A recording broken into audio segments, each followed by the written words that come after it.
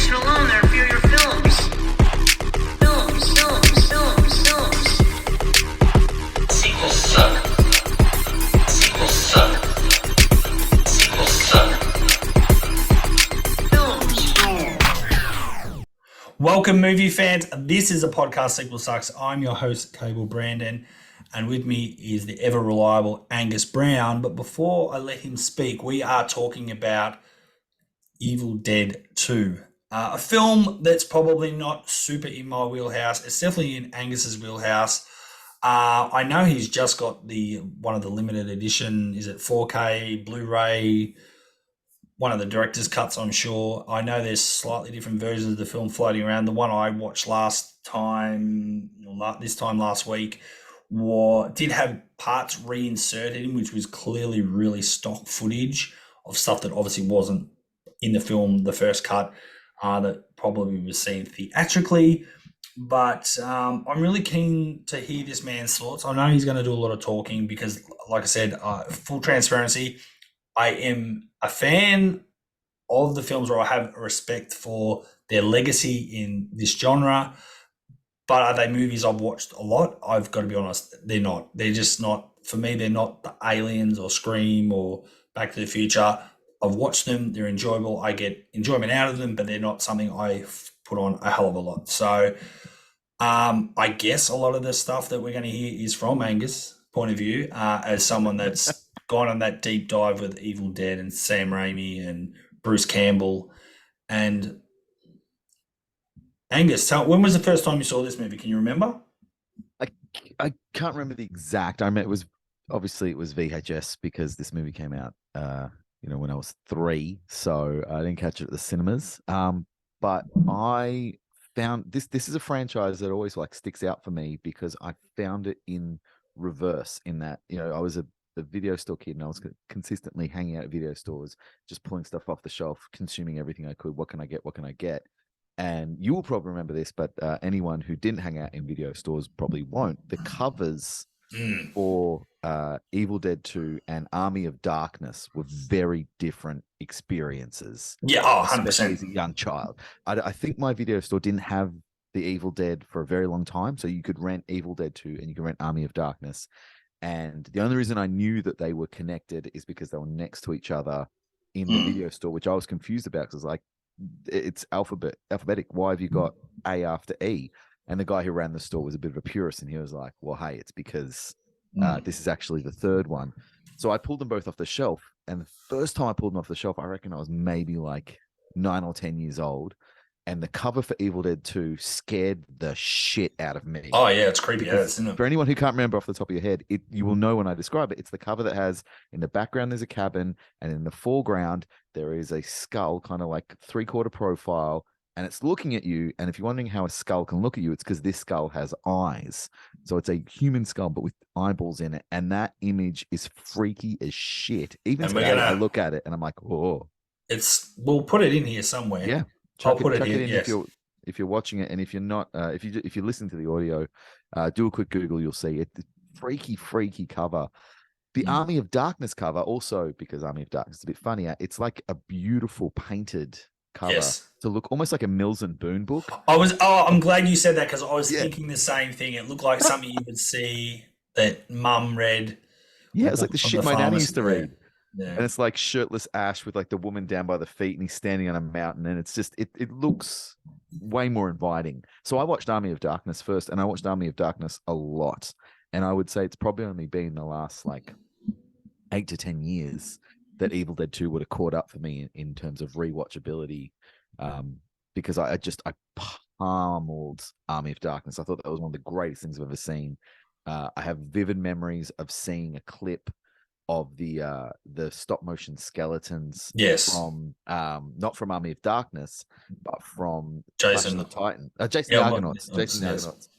And I remember saying they fucking stole that from Army of Darkness. It was so ingrained in my head that this movie was the thing that I thought that everyone was ripping it off. And then when I eventually worked up the courage to watch Evil Dead 2, it was after I'd seen Evil Dead, because I decided if I was going to love Army of Darkness that much, I had to go back. So I found a copy of The Evil Dead. I watched that. I was like, this is pretty cool and very different from Army of Darkness. Mm. And I was like, all right, time to complete it.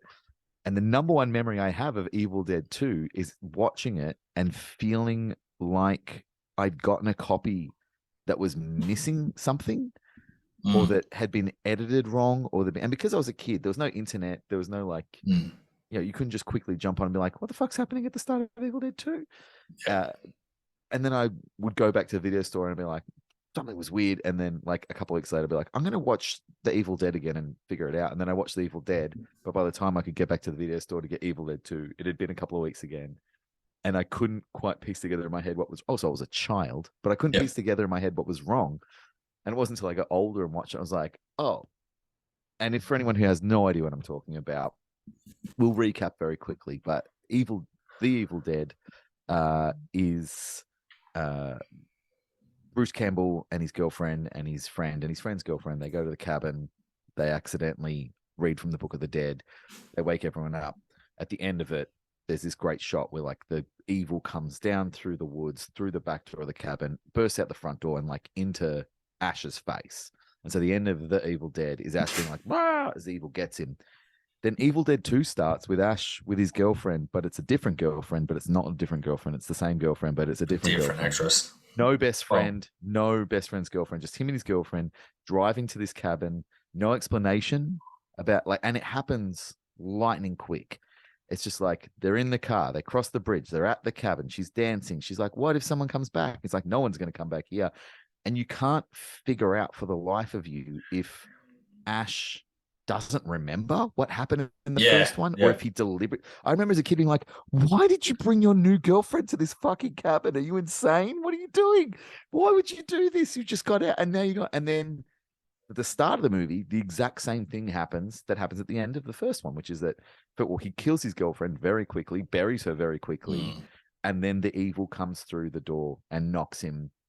But this time the camera stays with him instead of the end of the movie, and he gets like pushed all the way through the woods and knocked out, and then is a deadite for a bit, and then we kind of pick up Evil Dead 2 in earnest. And what I found out as an adult, thanks to the internet, is that there was a whole bunch of marketing and licensing rights that got in the way, and they couldn't show any of the footage from The Evil Dead in Evil Dead 2 to do the recap at the start. So they decided to reshoot it. But Sam Raimi was like, oh, let's just cut to the point. No one really cares. We don't need 4 actors. Let's just get a girl, get him there. She's dead. He buries her. On with the show. Yep. So the start of Evil Dead 2, even though it's pretty different from Evil Dead, is meant to be Evil Dead. Like it's meant to be like a condensed. It's the recap. Yeah. It's so confusing. It's even confusing now. Like I watched it again today just to like keep it fresh, and I was like, I still feel like I'm missing scenes in this movie. I agree with you, because I hadn't sort of watched it for a while, but yeah, just to recap, I guess, where I sort of, very similar to you, picked it up VHS. It would have been one of those sort of slumber party, someone's birthday, we hire a bunch of horror movies and you watch them. So for a long time, because I wasn't, the repetition of watching the Evil Dead series wasn't big for me. It did become similar to what we said about Mission Impossible films, and kind of sometimes, they kind of, you forget which one's which towards the back end of the Mission Impossible franchise. Same thing sort of applies here. You go, oh, well, it's in the cabin, blah, blah, blah. This happens, Bruce Campbell's there, the chainsaw, this, and this. But, if you haven't watched it enough, it probably does get all mushed up in your head a little bit. Until then, obviously in the last couple of years when I've rewatched it, and you hear and you read, like you said, the internet is a glorious thing. You read about how people interpret it. Like some people look at it as Evil Dead 2 is a remake, and then some people, no, it's a sequel. And for me, I believe it to be a sequel. The interesting thing is, and it'd be interesting to think if, us being a sequels podcast, if we can ever come up with a scenario where a movie has come out and then they go to make a sequel a few years later, but they don't own the rights to the original film anymore, even though it's the same director and the same actor, all that. Like the fact is that they kind of have to change things or reshoot things because they can't use stock footage from the first movie. is kind of ridiculous. But yeah, that leads to obviously the confusion because I'm with you. It's still, every time I put it on, especially if you're watching them quite back to back over a couple of nights or whatever, when you put the second one on, it does feel like, oh, he's in a dream sequence. Yeah. Like, you know what I mean? Because it is like, where are the friends? And then why is he going back to this cabin again? And then you go, oh, no, that's right. This is just the recap. But then, like you said, the girlfriend is a different actress. And we only pick up that it's the same, supposed to be the same girl because of the locket or the chain and locket Yep. thing. That's the connect. But then, and then, like you said, they're taking off the head, burying her, and you go, oh, it's the same girl, but just different actor. But you're right, the lack of having the two friends kind of makes it feel a bit different. Like I don't know, it's almost like he's Bruce Campbell's subconscious. It's almost like he's having a dream and we're having the dream, and it's like, what the hell's happening? And then it starts, and you go, oh, okay, that's sort of this weird recap, and then you have to do research and go, oh, they couldn't even use old footage, which is bizarre. But and there are other weird choices in there Yeah. that aren't because of that. Things like the recorder and the book are just up in the room. They're not in the basement because the dead body of the mother's in the basement. It's like, well, hang on. If we are following on from what happened in the first Yeah. movie, like you found that fucking thing in the basement. A large portion of that movie is set around the fact that there is someone locked in the basement that you put there. So that's a real different thing. It all comes about, I think, from the fact that nobody expected the first movie to be a success. Nobody. It was a bunch of friends who went into the woods and they made a movie. In fact, The Evil Dead is a remake of a short film that they made called Within the Woods. So that was the thing that kind of they started, and then they got a little bit of financing. They're like, all right, let's do it. Let's make it a proper movie. So they went and they remade Within the Woods as The Evil Dead. And then they got very, very popular. And the whole reason there is a sequel, and the whole reason that we have what is now, I think we can safely call it a franchise because we're 5 movies in, is because Stephen King fucking loved The Evil Dead and wanted a sequel. And so he went to Dino De Laurentiis, who was producing Maximum Overdrive, which is the only film that Stephen King has directed and is adapted from his own material, and famously was so high on cocaine he doesn't remember to this day filming a single scene of the movie because he was so fucking high on cocaine, which is why that movie is so good and so weird. But he had lunch with Dino De Laurentiis. He's like, these guys can't get the money together to make a sequel to this fucking awesome horror movie. You need to give them the money. And so he did, and they made Evil Dead 2. They didn't have the rights to do any of the stuff from the first one, but also, and I tried to find out more about this, and if listeners, if you want to tweet or DM or something about this, explain to me, because what I can't figure out is Dino De Laurentiis couldn't get permission to release Evil Dead 2, even though he was the producer who was making Evil Dead 2. Yeah. So he had to create a fake company, Rosebud Releasing Company, so that he could release Evil Dead 2. But I've never been able to understand what happened that stopped him being able to release the movie he made. That doesn't sound logical. It doesn't. I think the thing that I read, and again, anyone that can add to the comments, help us out here. We're Please. all willing to learn here. I thought it had something to do with Dino maybe contractually had some sort of stipulation where he effectively couldn't release a movie that was X-rated or unrated? Rated R. No, but didn't they release it unrated?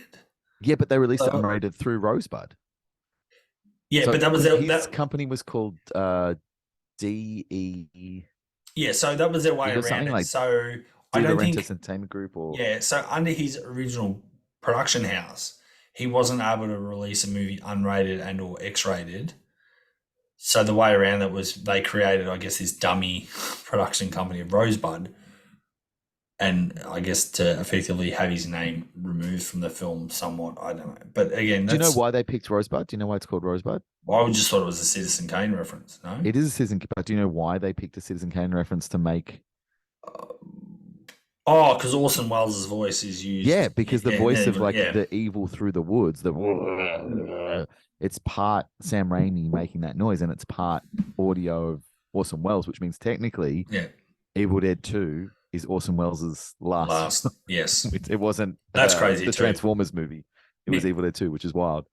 Um, I guess because you're the fan, and I just haven't really done the research either, but the research either. But 1981, we get the Evil Dead becomes a cult hit. It took a while for this film to see the light of day. Yeah. And then even Army Darkness, even though I guess they left us on the cliffhanger, which is very similar to what they did with Back to the Future 2, lead in, and you sort of just assume, oh, well, they would have made Army Darkness the next year for a next year release because people want to see what happens. Yeah.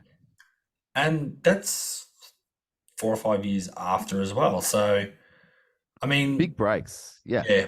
Or is this? Well, Army of Darkness was meant to be Evil Dead 2. Yeah.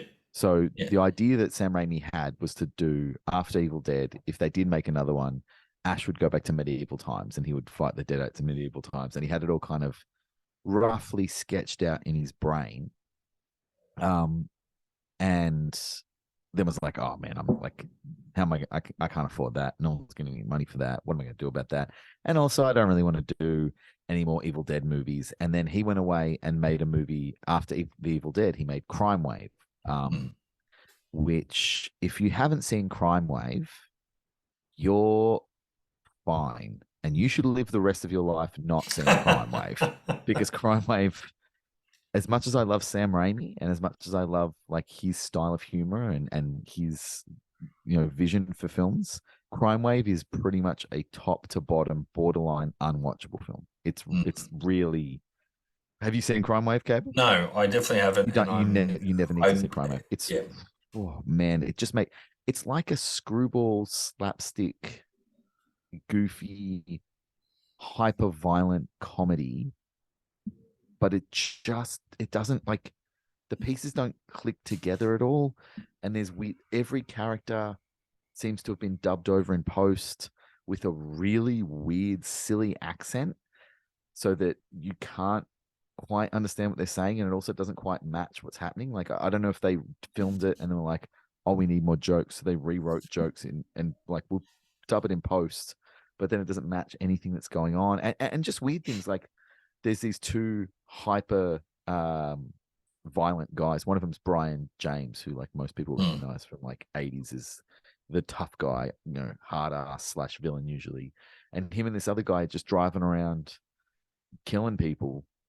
I think because they're hitmen, but it's not really explained. But one of them really hates smoking for no established reason and keeps like smashing Brian James's hand in car doors and stuff every time he tries to smoke, and that's never really explored. It's meant to be really funny, but it's never really explored. And it's man, it's just it's just a weird movie. It seems like it's a good idea that didn't pan out. And Bruce Campbell only has a tiny part, and that's really like the only good part of that movie is when he's in it. It's like, why didn't you just make him the star again? So while they were filming that, Sam Raimi was thinking about like, oh yeah, maybe Army of Darkness, and started like sketching out ideas for Evil Dead 2, and then kind of word was coming down that maybe you could get funny for Evil Dead 2, but they wanted like same again. We want cabin in the woods, monsters, Bruce Campbell. So he was like, all right, I can try and kind of do that. And then wrote that out. And then when Crime Wave bombed, he was like, oh, I'm fucking doing Evil Dead 2. I need to go back to the well and get my career back on track. And that's how we wound up. Stephen King and a bad movie got us Evil Dead 2, which is, I mean, I think we've loosely talked about it, but I think we should, at least I should flat out state my view on it. I think it's one of the weirdest sequels around because of what we've talked about so far. The fact that like the first 10 minutes are a recap / remake of the first movie. And I guess like the first movie was it was an indie film. You can't, and there's again, no internet, no, I don't even think this thing would have had a wide VHS release at the time. It was almost like a video nasty. It was one of those cool cult things that people knew about, but you couldn't go down to your local video store and necessarily rent The Evil Dead because it wasn't around as much. I'm sure lots of video stores had it, but it wasn't like yay, there's 15 copies of it on the overnight shelf. So Evil Dead 2, I guess, was kind of in that position where they're like, we have to let people in on this. We can't just jump straight into the continuing adventures of Ash. Yeah. We have to explain what's going on. But obviously, no one wanted to spend much time on that, so they were just like Mm. saying like the um first bit of it when they're recapping, like each not just each shot, but like each scene is like 20 seconds. It's like they're in the Yeah. car, that's like 10 seconds. They're at the cabin, that's like 10 seconds. He kills her, that's like 5 seconds. He buries her, that's like 1 second. Mm. And he's back in the cabin, that's like 2 seconds. And then he's driving, like it all just happens so quick. It's like, you get it, this happened before, go whatever, never mind, let's get to this movie. And then suddenly you're in that movie, and then you're in what is a slow burn for a little while. Like the Mm. middle chunk of this movie is just kind of Bruce Campbell almost doing like a silent comedy. Yeah. There's hardly any It, dialogue. It's just it, him. it's interesting when you do look back and you put it in the context of, oh, this is 1987 or 86, whenever it came out, and the first movie was 81. And for people now, it's so easy to stream or watch movies now and catch up, or go down to JB Hi-Fi and buy the DVD or the box set and have this marathon of Evil Dead. But I can still think that's why I think we're still just as confused as to why they, like you said, kind of tweak things enough. They've called it the Evil Dead 2, so it is the sequel, but it kind of feels like they've tried to have their cake and eat it too a little bit, where they're going, well, this one's not going to work. Not enough people. Yeah, it was a cult hit, but nobody's hiring video anymore. No one's got copies of it. Let's almost start afresh. And yeah, that's where it's funny, but I can understand back then that makes sense. That would never fly today if they did it that way. Like if I don't think it would fly as well if Sam Raimi in 2021 made that Evil Dead again, or again, say he never made it, and we try and jump. He makes it now, but then he makes the sequel, and then he does a recap and like what turned out. I don't think people would be so pissed and so confused of like, what the hell is going on? Like, because it's so easy to go back, but especially when movies, when people go back and they analyze every frame now, and you can so easily screen capture and stuff, and people would be over analyzing stuff. Like, it just wouldn't fly now. And maybe that's back then. It's kind of like, oh well, we'll just do what we want. We'll kind of do a quick, like you said, a very very quick recap of what happened in the first movie. We won't make it historically accurate though, but we'll do it. And like you said, like having the mum down in the basement kind of contradicts what we saw in the first movie. Which it does. I can understand the people that argue, it's like, is it kind of a remake? Is it really a sequel? I don't know. Like, there haven't been those debates. I think it's confusing because if it's called Evil Dead 2, I think it's pretty much the sequel. Yeah, and I think it is. I can understand why some people would be like, "Oh man, it's a sequel." Like, but could you the imagine? story of Evil Dead 2 is different to the story of Evil Dead. But can you imagine if Robert Zemeckis did that with Back to the Future? Like, so they had that joke ending on the end that was never meant to be anything. And then when they're like, oh, this is huge, and oh, we're going to do sequels, and they're like, oh, kind of shit, now we're painting ourselves in a corner by Doc saying, we've got to go to the future, your kids are assholes. But imagine if for part 2, Back to the Future, Robert Zemeckis, and that kind of didn't even reference that, or they completely changed a lot of stuff, and people are like, hang on a second, is this a continuity of that story, or what? Like, I don't know. Anyway, that's just It's yeah. I think what makes it a weird sequel, but also I think a great sequel, is it like the biggest problem sequels have is trying to get an audience to go and see them without having to worry about whether or not they've seen the first one. Because as soon as you slap a number 2 on the title of a film, a large portion of your audience is out because they're like, oh, I haven't seen the first one. If it's most sequels obviously come around because the first one is a big enough hit to be like, well, enough people saw this one, they will see the second one. But the hope is always that the sequel is bigger in box office than the first one. So you're constantly fighting against this thing where it's like, we want more people to see this one than saw the last one, but that means a percentage of the people who see this one won't have seen the first one. So we have to somehow build in a story mechanism that fixes that. So people who haven't, like, if a guy watches The Evil Dead and loves it, and then the sequel comes out and he's like, oh, come on, he grabs his girlfriend and like, we're seeing Evil Dead 2. And she's like, what the fuck? I haven't seen The Evil Dead. He's like, doesn't fucking matter. Let's go. if they don't have that Mm. recap at the start, then she walks out and she goes and tells her friends, she's like, I couldn't understand a fucking thing that's happening in that movie. It was so stupid. As opposed to, oh yeah, it's about this guy and he like his girlfriend goes crazy and he kills her and then it keeps happening and it's pretty fun. Like it was pretty wild. It gets pretty full on towards the end. Like this, you remove that I didn't know it was happening thing. I do wonder, like it is an interesting look back anyway. I do wonder if, well, I mean, the rights being one, if they had the rights, there'd be no issue. They would have just shown us footage from the first movie. It's a whole different But world. I do wonder if Evil Dead 2 was made very quickly after the first one on the back of its success, whether certain decisions like that would have been a little bit different. Whether they wouldn't have worried so much with the recap at all, or whether they do the recap and they bring everyone back. That'd be interesting.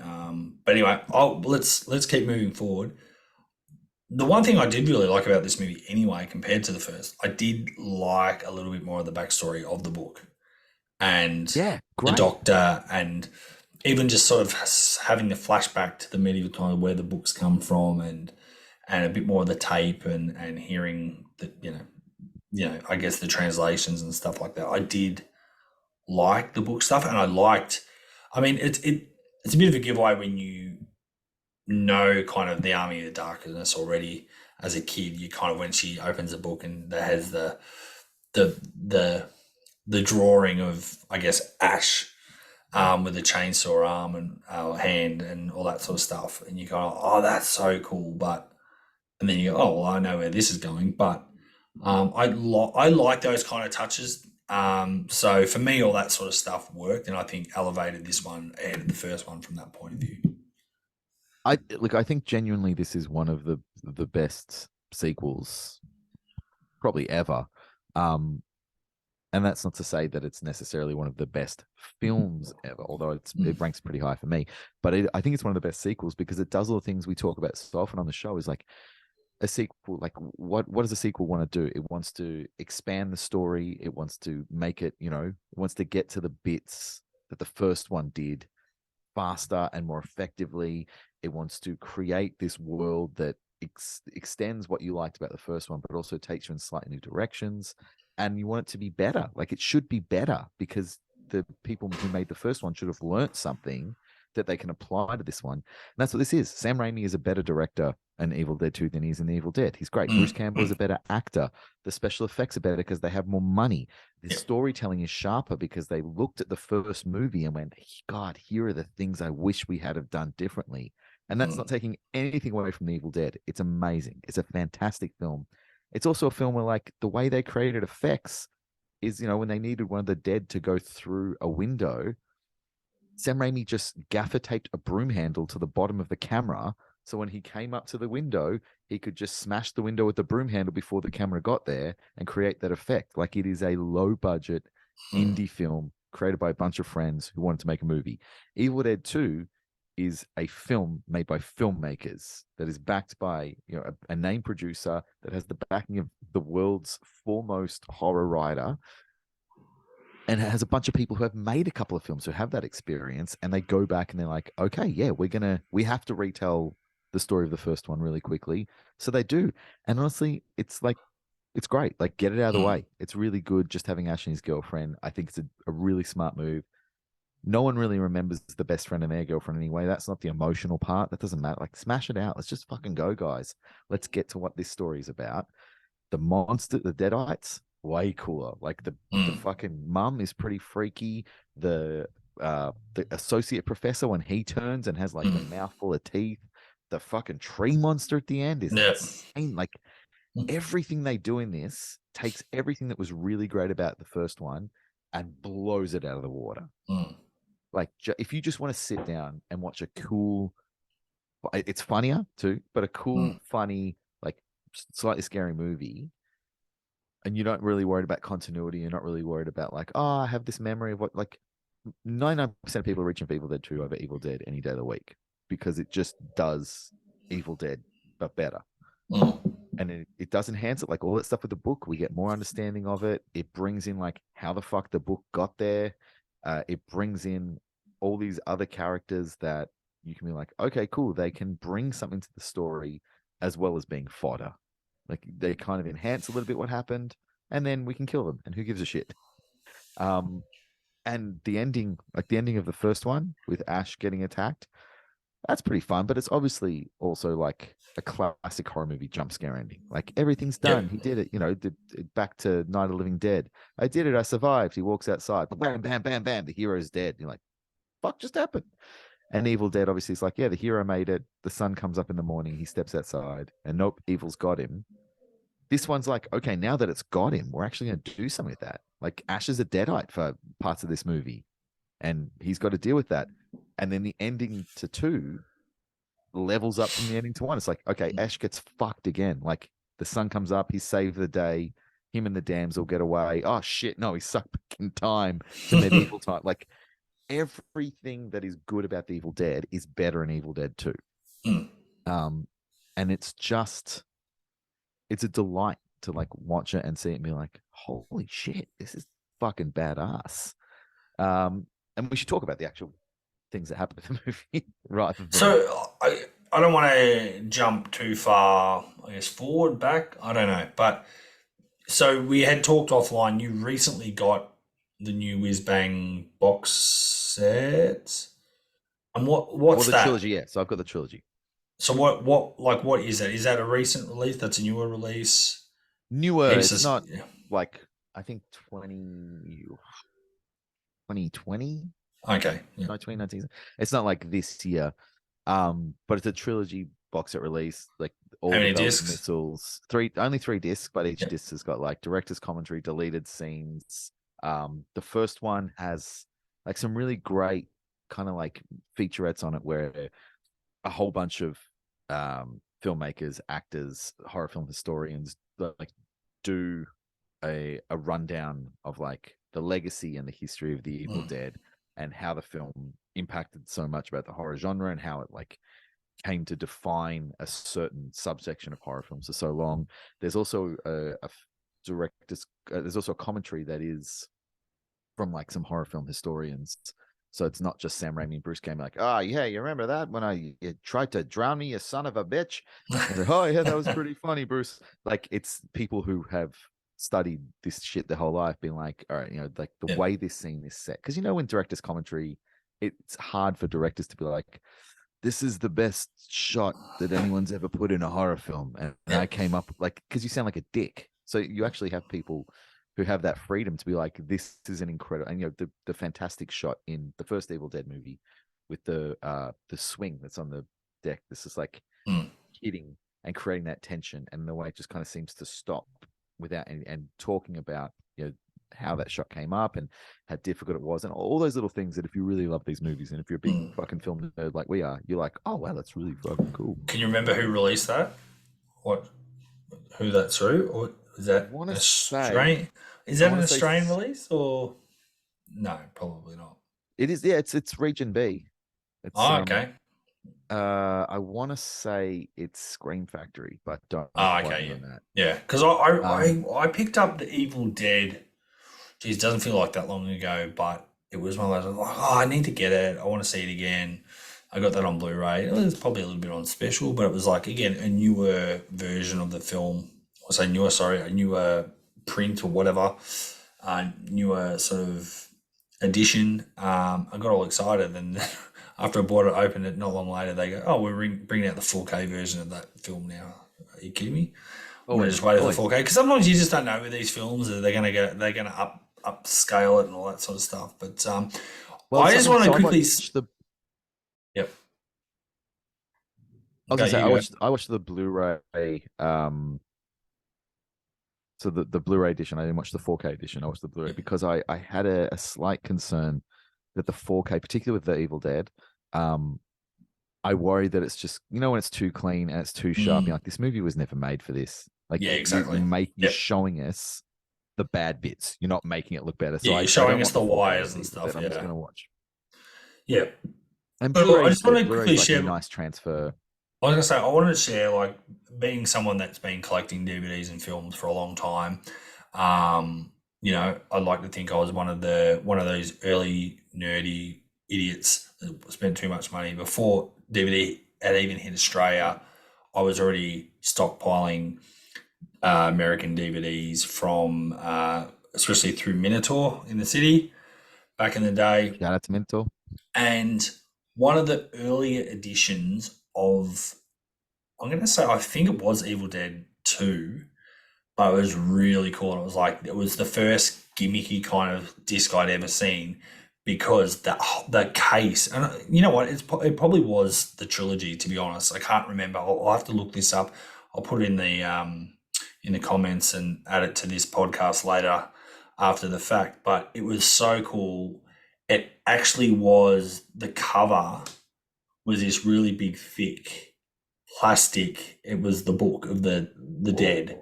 And it was like, just, I know I wasn't a big fan at the time anyway. And I was like, oh, I can't justify it. But it was like purely because it was like a limited edition kind of type thing. And because it looks so cool, I'm like, now that's effort they've gone to. And that would have been early days of like, oh my God, DVD technology, like you said, commentaries, we can add this, have deleted scenes. It's like, so they went all out. Like, we know people, Evil Dead people will want this. So we're going to do the Book of the Dead as the kind of the cover that you have to open up to get the disc out. And I'm like, that is pretty cool. And that would have been, early 2000s. And that's, so 20 years ago sort of thing. So anyway, I just thought that's a little bit off topic, but I just thought I remember that being a really big deal when that came out. I feel like it was. These films are those kind of films where it's worth like investing a bit of coin and getting, a good transfer or getting a special edition if you can get your hands on it that has those bit of extras. Honestly, like the director's commentaries, the features, the cut scenes, they're all really great because there's so much love around these movies and so much history around these movies that's worth diving into if you even have just like a little bit of a love of filmmaking, and particularly like 80s indie filmmaking and independent horror films and stuff that we don't. What was really nice for me actually is like I haven't watched all the special features because of Evil Dead 2 because my Blu-ray player was mucking around. So I looked up a YouTube tutorial on how to fix it, and I pulled it apart and I fixed it and I put it back together, and now it won't turn on. So I've made it significantly worse. But I watched all of the ones on the Evil Dead on the first one. But something's really nice is that you don't kind of appreciate it until you remind yourself. But in 2023, we don't have that anymore. Like the indie filmmakers that we have now are Ari Aster and Ty West and got Mike Flanagan, like these people who are making huge wide release studio. A24 is an indie house now. Yeah. Sort of where we're at with indie horror these days. And then the next tier down is probably YouTube. Like if you're seeing and hearing about a horror movie in 2023, it's probably because it has at least some studio backing and has come out of, I don't know, like IFC, or is coming out, IFC Midnight, or is coming out through like Shudder have found a director through, and there's, because horror is, one of like two genres that is guaranteed to make its money back, but almost guaranteed, as close as you get. It's like horror and superheroes, you're going to make money. So we don't have that kind of like six friends in a Buick are going to like go out to the middle of nowhere and make a horror movie and see what happens. And it is a huge success. What we have is six friends make like a really fucking cool YouTube short that gets them noticed, and then someone gives them money, and then they make like a proper film. And I know people be like, what are you talking about? There's thousands of people. Yes, there are thousands and tens of thousands of people in between those two things who are out there making independent feature films. I know some of them who are doing it in Australia this very day. The problem is the general public doesn't hear about them. Yes. We don't learn about them. We don't have that because there's just too much other content out there. We're not getting it. So we are losing that now when we watch something like I remember when House of the Devil, Ty West, one of his early horror films came out. I was like, this is fucking incredible. I can't believe it. And I was like looking around trying to find info around it. I was like, oh, this guy's been out for a bit and he's made some stuff. And like now he's got some money to make his own horror movie. And if you look at X looks really gritty and dirty. Oh, it's an A24 movie that, has Mia Goth in it and other name stuff that's thrown into it. So when you're in 2023 and you look back at like the 80s stuff, particularly stuff like Evil Dead and you listen to the stories about how these films get made, it's like you're getting a really cool history lesson. And the people who watch these movies are the people who want that stuff. You know, the people like us who are like, yes, I want to know everything about this fucking. I want to know, you know, how cold it was because they all slept in the cabin when they were filming and it was freezing. And then the sequel, they made a set. It wasn't a real cabin in the woods. They made a set in a gym in a high school. Yes. So they could at least not be freezing to death all the time. And just little things like that. It's like, oh yeah, you guys really, like, you went to war to make the first one. Yeah. It's amazing that you wanted to come back for a sequel and make it even harder on yourselves. Well, I was going to say, like, so I highly recommend to everyone to dig deeper into. That's a good recommendation. Not just go on Stan and watch the film. If you love it, like, get down and dirty with it. Read Bruce Campbell's books, for Christ's sake. His books are brilliant. Well, Make Love the Bruce Campbell Way and If Chins Could Kill are his two memoirs that he wrote about being a B movie actor. And honestly, like, if Chins Could Talk, if Chins Could Kill, Chins Could Talk, Chins Could Kill, I think it is. One of the best books about movie making I've ever read, because he literally, like, draws diagrams in the book that explain how they did stuff. So if you're a young filmmaker who's like, I'm interested I want to make movies, like, he kind of tells you how to go and make your Evil Dead, but also tells you how fucking sucky it is. I was going to say, like, so we didn't have, do we know why? I mean, I guess apart from not needing her a hell of a lot anyway, but do we know why the original girlfriend didn't come back? I was looking, I was trying to find because I feel like that I tried to add a little bit of a search, and I did, because normally you hear about why certain people didn't come back to sequels, which actually that's a really cool update we might have for the end of this podcast. But remind me to bring that back up. But yeah, I just found it because I always feel like there's stories about why people don't come back, or they're not available, or they've passed away, or they're on another film. I feel like this one's just like they just haven't mentioned why. Again, like you said, it's a quick recap. It's not super important. At the end of the day, it's a bit like Elizabeth Shue replacing Claudia Wells in Back to the Future. You know, you just move on and get the job done, I guess. So yeah, like, it's interesting, like, why some of them maybe not have come back. I guess from a cost point of view, is it worth bringing all four of them back? But this movie, is it just you? Oh, sorry, is this just me? Or would you agree that Bruce Campbell has a lot more to do in this film than even the first one? Like, I feel like it's definitely, you know, by, like you said, getting rid of the other two, even just for the recap, it's definitely heavily focused on him, but I do think he has to do a lot of the heavy lifting.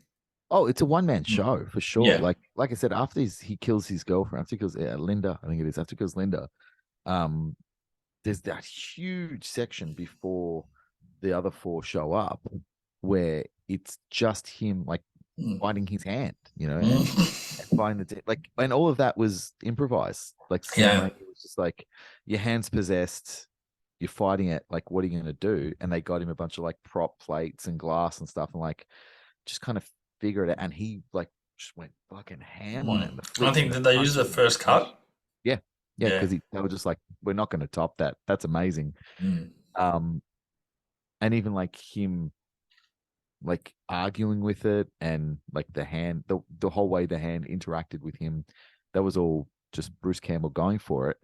But yeah, if you think about it, like, he kills Linda, and then there's nothing.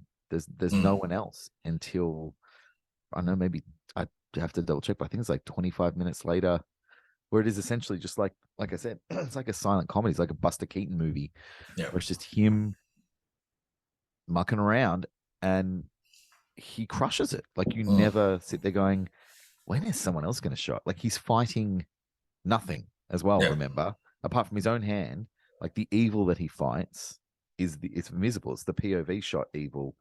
There's not really anything coming to get him. There's no deadites coming to get him. He sees that the truly fucking fantastic claymation stop motion ballet through the window, which is just, like, it's better than anything in any of the Tim Burton stop motion stuff. Like, better than anything in Nightmare Before Christmas and Corpse Bride, all of that stuff. It's fucking hilarious.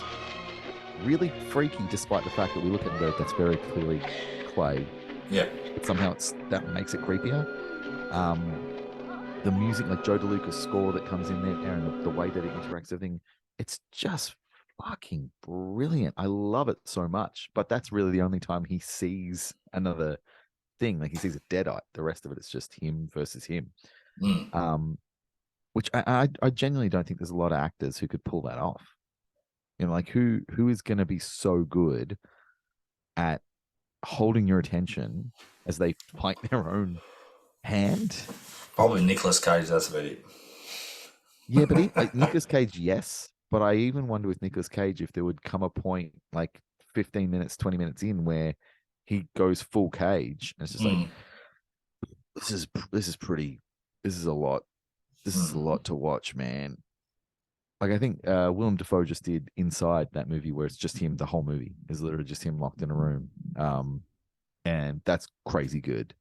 But like the premise of that movie is it's him locked in a room. We're not, as an audience, expecting to sit and just watch one man in a small cabin fight his own hand for a large chunk of this film. Absolutely. And you don't notice it. I think, like, even as someone who's watched the movie a lot, I remember fondly how fun the Ash versus himself stuff is.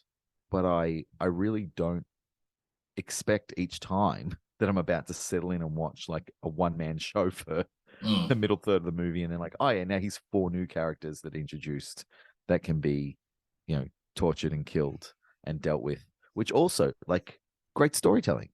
Yeah. Again, like improving on the first. Don't introduce all the characters up front and then do the classic horror movie thing of picking them off one by one.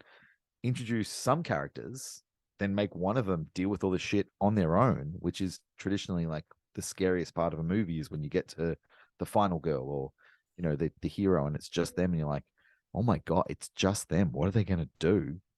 And this time it's like, yeah, no, you get that like front loaded. Then we're going to introduce 4 new characters and we're going to relaunch how we're doing this. And then the movie's going to take a turn again and become like a full on monster show. It's wild. It's a wild movie. And Bruce Campbell is, I think he's at his best in this movie. I think it's the best that he did in the 3 Evil Dead movies that he did. And I think it's probably the best thing he's ever done is Evil Dead 2 as an actor. I don't think he's ever surpassed this. And probably hasn't been given the material to surpass it, honestly. Like, he's done some cool stuff, but I don't think he's ever been given a role as cool as Ash in Evil Dead 2. Yeah, I couldn't, not being the autobiographer of Bruce Campbell movies, but probably I would have to agree. I think this is probably his best performance or best movie. And you're right. I think where this succeeds is because the first one, like you said, was very much an indie film, very small budget, cool as hell still. But going into this one, it was like, oh well, we've got more money, and we've, like you said, there's an evolution of Sam Raimi, and I'm sure he's got some of the same people that work with him, but obviously Bruce Campbell as well, being back, is, oh well, we learned how to do these cool tricks this time, but now that stuff's evolved. We've got more money. We can actually invest in better techniques and bigger effects. We did last time, and again, just natural progression of getting better, like you said, whether it's setting up the camera in different positions, or just evolving your craft. Of course, on paper, there's Evil Dead 2 should have been better, if that makes sense. At least from a technical standpoint, was always going to be superior to the first one in what they were able to do. So yeah, definitely does. Yeah, it shouldn't work. Like, if you break this movie down scene by scene, this movie should suck, because parts of it just like we talked about, the opening is so rushed. Parts of it straight up don't make sense. Like, I don't want to be a nerdy dick about it, but if we're talking about a film that has a lot of mythology and lore, your kind of is, when the Deadites get you, you're a Deadite. Like, you're fucked, you're dead. Yeah. For some reason, Ash can become a Deadite, and then the sun stops like the sun scares the deadites out of you, so you stop being a deadite, but then it can come back at random times and take you over again for no reason. But then the power of love can push it back out, and it can't ever come back again. Like, that doesn't make sense. But when you're watching this movie, you don't give a fuck because Deadeye Ash is cool as shit, and it's really fun to watch. And the stuff with the mum in the basement, you're like, well, she shouldn't be there. That doesn't make sense. The stuff with the mum pulls, what's his name? Bobby Joe is the girl, the hillbilly. Yeah, I know. Down in the basement, and then doesn't make him a deadite, like eats him or eats his flesh, because when Ash goes down, it's just the skeleton. That's not like, that doesn't adhere to anything that we've seen before. But again, you don't give a shit because it's cool as fuck. The claymation that they do with the mum turning into like the big like snake-headed kind of thing, looks like claymation. It doesn't look like a cool effect. It looks like stop motion claymation that's happening in the middle of a live action scene. It should take you out of it and make you go, oh, that's funny. But you look and go, fuck, man, that's cool. That's so freaky. That scared the shit out of me. And you read about how that was the person in the suit of the mum was Ted Raimi. Yeah. This big polyurethane, I think, suit. Had to wear, sweating like buggery, sweating so much they had to like get styrofoam cups and scoop cups of sweat out of the suit periodically throughout the day because he was getting so hot in there he thought he was going to die. And you're like, yeah, that should detract from, but it doesn't detract from it at all. Like everything in this movie, if you look at it on its own, it should make you want to go, this movie's a bit shit. But it's not, and I can't tell you why. It's got something that is very, very rare in film, where it just has this unique charisma where you're having such a good time watching the movie. It's not that you're willing to overlook any of its like shortcomings. You just straight up don't notice them. And if you do, it's never as a shortcoming. It's as like a great thing in the movie. Like there's no part of it that you go, that's a bit, well, whatever. I like this movie. I'll ignore that. Like, you're just like, nah, that's great too. Like the bridge, just like disappearing, turning to the claw. Yeah. Like that's super cool. But also you're like, well, hang on. Where is this cat? Like, is this cabin on top of a fucking mountain? I thought it was in the middle of the woods. Why is it suddenly this huge ravine?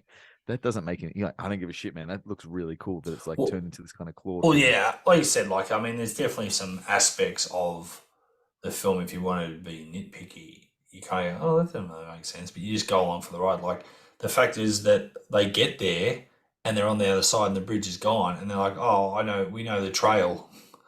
And you go, that's going to be a long time, but they seem to get to the cabin pretty quickly, which sort of defies a lot of logic. Get them up to the cabin because they have to walk through the woods for a bit. And it's a film that could so easily, if you pull one thread, fall to pieces, and yet it doesn't. It absolutely doesn't. It holds itself together by sheer virtue of being cool. Yeah. It's yeah. I was about to say something else and I totally forgot what was going. I blanked again. That's fine. It is also, I think, a testament to the fact, like, here we are in 2023. We just got another Evil Dead film this week. At time of recording, Evil Dead Rise, the fifth in the lineage is out, and I'm sure we'll do an Evil Dead Rise episode real soon, so no spoilers. But it's it does a bit of that thing that I talked about with Evil Dead to Evil Dead 2, where it's like, hey, we've learned all this stuff, and now we're gonna go fucking crazy with it. And they do that in Evil Dead Rise. They up the ante with a lot of the Deadite stuff and the effect stuff, which is what you would expect from a new Evil Dead film, especially coming after the 2014, I think, remake slash. It wasn't quite. It was like I'm gonna call it a side make, because there's something that happens. I don't want to spoil other movies, but there's something that happens in Evil Dead, which sneakily, very sneakily, is not called The Evil Dead. It's just called Evil Dead, which is becomes important later. But there's something that happens in Evil Dead 2014. There's something happened in Evil Dead Rise that makes this whole franchise like one of the cooler franchises to keep telling new stories of almost continuously, and never interfering with what came before, but in fact enhancing it in really really fun and interesting ways, and creating a world where you don't have to constantly build off the back of the last film, but yet are still making sequels, still making genuine sequels to it. And that's about as much as I can say without spoiling it. But the point of all that is that all comes from Evil Dead 2. Like, they set up something so well in Evil Dead 2 as a story mechanism, as a creating of a world, as a creating of this lore, that 35, how's my math, 34 years later, you can be making new films that can continue that on, and it completely, it's legitimate. You don't have to retcon anything. You don't have to reimagine or remake or requel or any of that bullshit. You can keep going, and you're like, oh shit, yeah, this all, like, I can research the shit out of this one. I can go down rabbit holes, but what I'm going to find at the bottom of that rabbit hole is, oh fuck, this all works. They really set up like the ultimate never-ending story, which is, it blows my, especially, as we're watching, like Scream 7, and we're watching there's a We're watching Scream 7. You mean Scream Scream 6? 6. I've already decided that Scream 7's out in my brain. I don't know why. I just like, because they're already talking about it. Who's making it? Because it's definitely happening. But yeah, we're watching Scream 6, watching the new Hellraiser, we're watching Halloween Kills, and we're watching all these movies that are coming out, decades after the original, and trying to find a way to, like, how do we keep this going? This thing that was never meant to go this far, but we really, really, really want it to keep going. How do we do it? Evil Dead is just kind of over in the corner, being like, we don't have to worry about that. We can just, sorry guys, we set something up back in 1987. We can do whatever the fuck we want. So you guys deal with that. We're out. we got an endless supply of awesome over here, and we're gonna just not overuse it. We did 3 really cool movies, and then we did another one that kind of stands somewhere else, and has mixed opinions. Then we did a really cool TV series for a bit. Now we're doing another really cool one, and I don't know. Sorry that you guys built a mechanism where your killers have to die at the end of each movie, and in the next movie you got to figure out a way to fucking get more killers in there. But that's not an us problem. Like, it's just really fun to be able to sit down as a horror enthusiast and someone who really loves, like, who genuinely loves sequels. Like, I love being able to sit down and watch the ongoing stories that are built into this world, and be like, I love sequels 99% of the time. So I'm like, oh fuck yeah, I love that character. Give me more. And Evil Dead is like, yeah, we will. And you won't, as an audience member, be like, well, that doesn't connect with the last one. That makes me a bit frustrated. Why'd they do that? The closest they come is the first 10 minutes of Evil Dead 2. And as I said, I think it's a great way to do it. I think it's a great version of it. I think awesome. Do that. Like, if you really have to do it like that. Let's get on with the show. Let's be honest. Like, a chainsaw hand is the coolest. That sequence. I didn't want to talk about that sequence too early, but oh my god.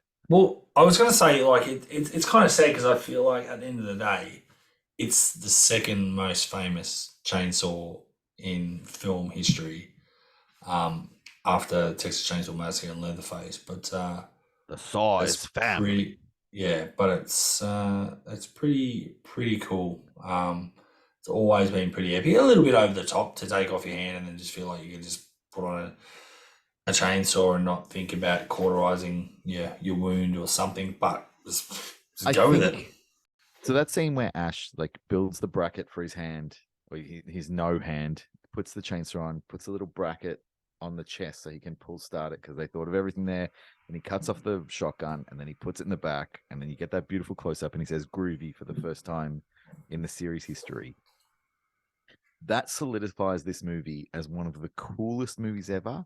But also, it's almost as if, like, Bruce Campbell and Sam Raimi are like, we're going to film something and come up with a catchphrase, and it is going to echo through eternity. And we know that because we realize, as we look at this, we've created one of the coolest fucking characters in cinema history.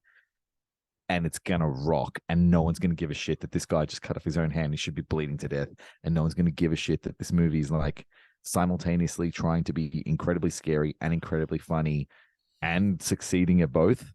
They're just gonna watch this one moment and be like, "A god is born," and it Yes. is like.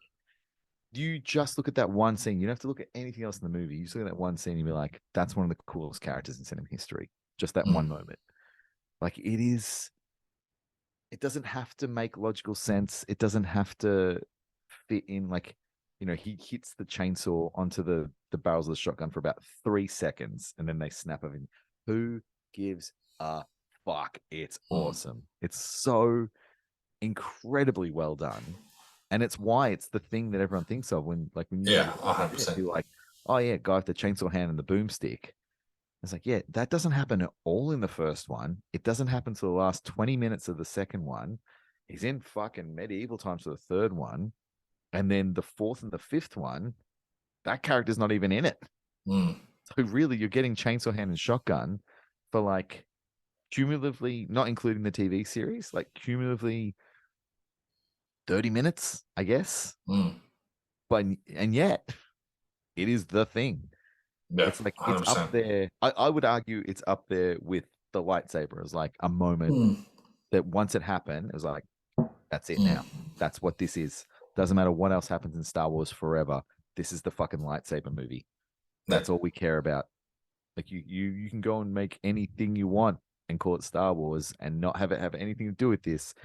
But this is the fucking lightsaber movie. That's what it is. And that's what Evil Dead is. Like anytime they nod or wink to a chainsaw in the new movies and Ash isn't there wearing it for a hand, it's like, yeah, but this is the fucking guy with a chainsaw hand movie, even when he's not in it. Yeah. We're sitting there going, oh, yeah, I'm going to go see Evil Dead. Like, even like Jess, she doesn't really like, she likes some scary movies, but she really can't dig on supernatural. It freaks her out too much. And because Evil Dead's got a lot of like supernatural shit. She's like, I don't think it's for me. But the other night when I was like, I'm going to go see Evil Dead Rise, she was like, Evil Dead Rise? Evil Dead's like, oh, the chainsaw hand one? I'm like, yes. Yeah. Even people who don't know are like, oh, yeah, it's the chainsaw hand one. And Please tell me you've got a Ash tattoo somewhere. I've got one planned. I don't have one yet. It's on the list. Yeah. It's on the bucket list. Yeah. Oh, it's like spaced out on my leg exactly where it's going to go. And I've talked to my tattoo artist about what I want and where it's going to go, but it hasn't happened yet. If any of the listeners out there want to pay for it, I'll go get it tomorrow. Nice. In a heartbeat. But yeah, so this film has, in addition to being a very cool film, a very fun film, a very genuinely scary film in parts, it stands alone on its own little separate section of the mountain because it has that absolutely iconic, amazing, perfectly done scene that has become so much bigger than the film itself over the course of history, to the point where it almost eclipses the film. Yeah. There's so many, and having a boomstick is. And it's funny because we grew up also like on movies like Star Wars and stuff that really were so groundbreaking. I guess from the technological point of view, special effects. Yeah, are all the special effects in this movie great? No. Like you said, you talked about the claymation. It kind of can look a bit funny, but you're right. It's got this weird thing about it. Like it's fake. It's a model, but it somehow doesn't really take you out of the film. No, not once. That's what's interesting. But I still love some of the stuff they did. So when Ash gets shot back and he's just going through the trees, going back before he hits it, like just around. Yeah, that again, not even sure how they did that. But I mean, I'm sure that's still a fairly low budget, but they made that look really cool. And then even just the Steadicam shot following him in through all the cabin. He's running away from it in the space. That is so good. It's just those little touches that you have an appreciation. Again, when I did short films at university and stuff, that's the thing. You've got no money. It's out of your own pocket. You've got to come up with really cool tricks to portray some of the stuff you want to do. And I mean, obviously, Sam was still doing that at that time as well. Like he had a bigger budget, but it's cool that he just tried some really cool stuff, and it looks great. It might not have cost them much, but somehow they go, hey, let's try this, like you said, with the broom handle and the camera and smashing the window. Like it's like, oh, how are we going to achieve this look? Oh, we'll just try this, and somehow it'll. I'm sure not everything they did worked, but a hell of a lot of what they did here really works. I hope that like in film schools today, like a part of any respectable film class is there's like a portion of the semester where your film teacher is like, okay, today we're going to watch Evil Dead 2 and Doctor Strange in the Multiverse of Madness back to back. And we're going to see why, when you're making a movie, like money can kill your creativity. Because you can see in Multiverse of Madness, you can see Sam Raimi coming up with great ideas. And you can see him planning out cool things. And then you can see that cool thing being filtered through 15 different studio executives and then going through marketing and then coming back around through, the department that Disney has to make sure that everything fits in to be a particular type of, whatever, even if it's being a little bit scary, like, is it Disney scary? Is it the right kind of scary? What are we doing? And then on top of that, you've got the money people coming in and being like, okay, yeah, so this is all going to be in post. This is CGI. This is CGI. This is post. And then coming around the other side of that, all the post-production people going like, you haven't given us enough time to effectively create this. So what we're going to give you is like 3/4 of what it should be. And, the zombie Doctor Strange in spoilers, but there's a zombie Doctor Strange in Doctor Strange in the Multiverse of Madness. It's not a huge part of the plot. Don't at me. But when it happens, I couldn't help but think it was like Deadeye Ash looked better than this. Like, looked better than this, was better than this, was more effective than this. When there is the scary stuff that happens, because there is some stuff in Multiverse of Madness that is like, it's classic Ted Raimi forced through the filter of Marvel and Disney and Kevin Feige and a grander MCU plan that, this has to adhere to. It has to feel like every other Marvel movie, Yeah. even when it's trying to be like, this one's totally different. And you can see like, yeah, I can see him making his version of this movie and then it being disrupted.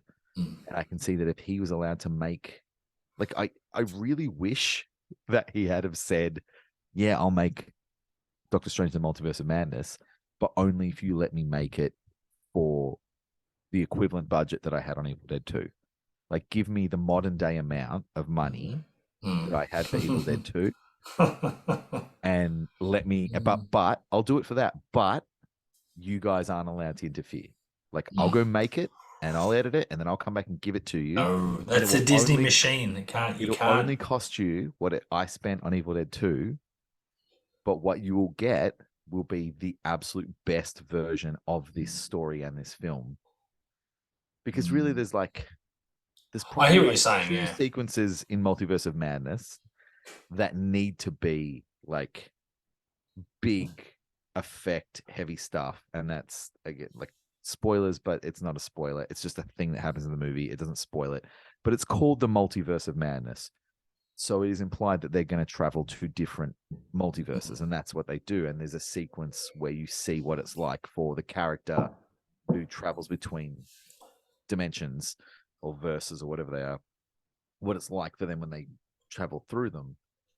And those sequences, it happens, I think, twice. Those sequences are like fucking cool. They're really cool. And it's one of those moments where you're like, cinema is amazing. Like, I can't believe I get to watch this thing happen in front of me.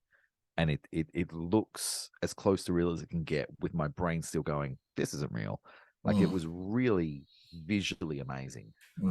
Almost every other big effect in the movie that happened, I was like, why didn't you just give him like 3 liters of goo and a couple of people with some makeup brushes and just go out into the bush and make this movie the Sam Raimi way, because it would have been better. But I do think that, like, we as audiences and as film lovers should be putting those 2 movies back to back, because the level of awesome that Evil Dead 2 is above Multiverse of Madness is just staggering. It's just staggering. Like, and to think about how little he had to make that movie and how hard it was to get that movie made, and the amount of money he had for Multiverse of Madness, and how easy it was to get. Like, he had an entire, not in total like production house, like a film studio that is solely dedicated to making these movies. Yeah. Marvel Studios, House of Mouse. Yeah, that's what they do. but not even House of Mouse. Like, Disney has got a lot of fingers and a lot of pies. Marvel Studios, they just make Marvel shit. That is their only job, and they have infinity $1 billion. And they wanted this movie made. In fact, they demanded this movie get made. So there was literally nothing in his way, and all the money he could ever ask for. And when you look at that compared to Evil Dead 2, it's like, oh my God. I can't comment because I've never seen it, so I can't compare. But I know what you're saying. It's a fascinating movie. You're right. I think as time goes on, it will be a fascinating study of, like, where if you want to directly see the intersection of art hitting commerce and what that does to a piece of art, and watching a piece of art kind of in real time switch from being a piece of art, like a film, to just being pure content. This is the one. Well, I was going to say, like, that, obviously, because that's what we're talking about. It definitely is an interesting debate to have at some point, and to sort of compare. And the other one that just hits me right now between the eyes is obviously the original Star Wars trilogy, where yes, money was made, so there was more money involved in Empire and Jedi, but at the end of the day, George had to come up with some tricks in the first one on, it's still decent budget, but still in the scheme of things, not a big budget. And then he had almost unlimited money. He had monopoly money to play with doing the prequels. And does that necessarily make your films better? Not necessarily. Like you said, it sort of comes back to the creativity of having almost nothing is part of the genius of some of the greatest films we'll ever sort of see. So, and your favorite movie, Jaws. I mean, the fact that Bruce the shark wasn't working actually worked in that movie's favor. And again, who would have known? Like, if Bruce actually worked and was fine, then we may have got too much shark, and the genius or the masterpiece that is Jaws may not be the masterpiece that it is, because just things happened. And I mean, we know exactly what happens when the shark is working. We get Jaws 2, which brings us back to the beginning of our journey on Sequels Suck. Absolutely. So I guess we'll wind up on our little chat on Evil Dead 2. Obviously, you're a big fan. I think it's pretty unanimous that we both appreciate this movie a lot better. Nothing against the original, but I think I think that Sam having that 6 years of evolution, building his skills, building his craft, but also having more money. Like you said, Bruce probably getting better at his craft and all that sort of stuff, and just having more effects. They've just again, it is a sequel. It kind of feels like a little bit of a soft reboot to a point, but doesn't really matter what we want to quantify it as, I guess, really. But they've added to the universe that is Evil Dead, and they upped the ante, and they said, let's make it even more groovy than it already was, More groovy. Yeah, I think this is a film that kind of almost surpasses the necessity to rate or rank it at all. I think it's just on its own, as it is as a film, it is a rock solid, brilliant horror / comedy film that really perfectly walks that balance, which is so hard to do. Yeah. But I think, stepping back from it, I think it's a really important film in the history of independent cinema, in the history of horror film, in the history of sequels. It's one of the most important sequels, I think, that a person could look at as to what a sequel could and should be, in all the ways that it can build on its predecessor without being wholly beholden to it. And I think it's. Yeah. Do you think it's a movie that gets made? Like, we look back at the sequel suck conversation in Scream 2, and it's not Evil Dead 2 does not get mentioned in that conversation. But I also feel like, when sometimes I'll see Evil Dead 2 come up on lists of really good sequels, but I still feel like it doesn't seem to get the love.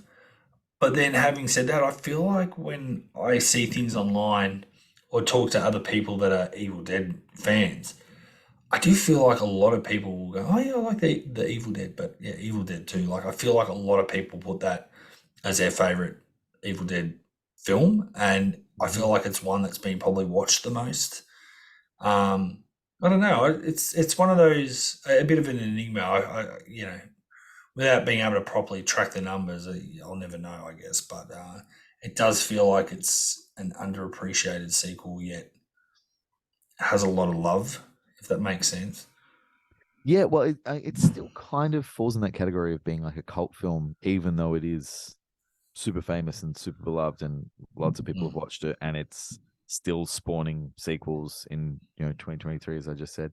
Um, yeah, it is kind of wild that it's a cult film that is also part of a huge franchise. Like I think Evil Dead Rise has made it's made something like 500 something million dollars already, and it's been out a week. Like it's made huge box office.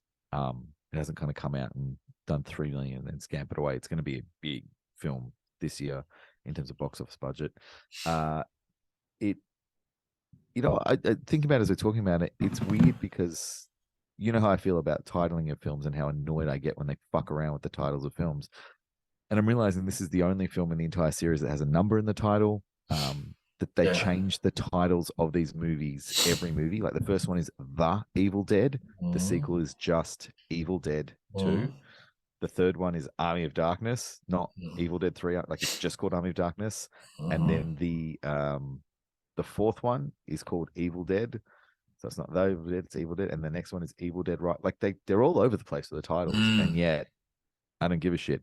That's probably not important to listeners, but I've just realized it for myself that there's almost no other franchise that I would accept that kind of nonsense from. But this one, I'm like, this is Yeah. great. I don't give a shit. This is amazing. Call it whatever you want.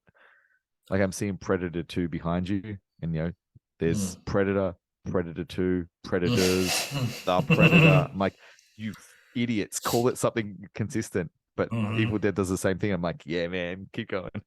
Call it whatever you want. Yeah, I know. I hear what you're saying.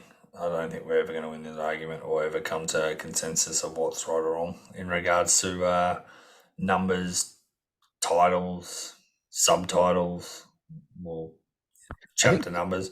I think Do What Evil Dead did make movies so good that you don't care what the hell it's called. I Yeah, think that's the victory point. yeah. So I've got. If are we all done with Evil Dead? Done. Done, because we have an update. This is like unsolved mysteries. Used to they have some stories, and maybe a couple of episodes later they have an update because they caught the crook that did this or whatever, or they have an update on some particular story about some lost loved one that found each other. Um, so our last episode was Mission Impossible 2, and we talked about Thandie Newton not coming back for the sequel, but that was sort of the plan. They wanted her to come back, I guess, full time and join the team, IMF team. And funnily enough, after I uploaded our video, and a little bit after, but only probably in the last couple of days, I actually saw online, great old Google, they know what we're saying and what we're talking about. An article has just come out why Thandie Newton did not come back, and it was because Mr. Tom Cruise may have had too much of an arousal level when being with her that sort of freaked her out a little bit. And also, yes, because he is quite controlling. And yeah, pretty much she was miserable filming that movie because he was just way too intense for what he wanted and the way he was helping direct and yeah, getting obviously upset with performances and wanting stuff redone and all that. And she's like, this is again, she yeah hated her experience on the film. So I thought that was just really interesting that it sort of came out that obviously that's something that she's recently revealed. I don't know if it's a book or a podcast she was on. I can't remember now off the top of my head, but I will when we post this one up, or I might even go back and post a link to that little article, because I think that's really interesting. That's obviously just something new that's come out that we did talk about why she didn't come back, not knowing the answers exactly. But yeah, that's our little Sequel Suck update from our previous episode. Yeah. And if you don't know what we're talking about, go back and listen to the Mission Impossible 2 episode. It is a wild movie, and there was lots of stuff to unpack on that one. It was crazy. Yeah. Get out and see Evil Dead Rise. You haven't seen it yet. Yes. Listeners, go and support seeing movies in cinemas, but also go and support horror movies and sequels like this, because personally, I want them to keep making Evil Dead movies. So please go give them your money so they get the message that we want to see more of them. By definition alone, they're inferior films.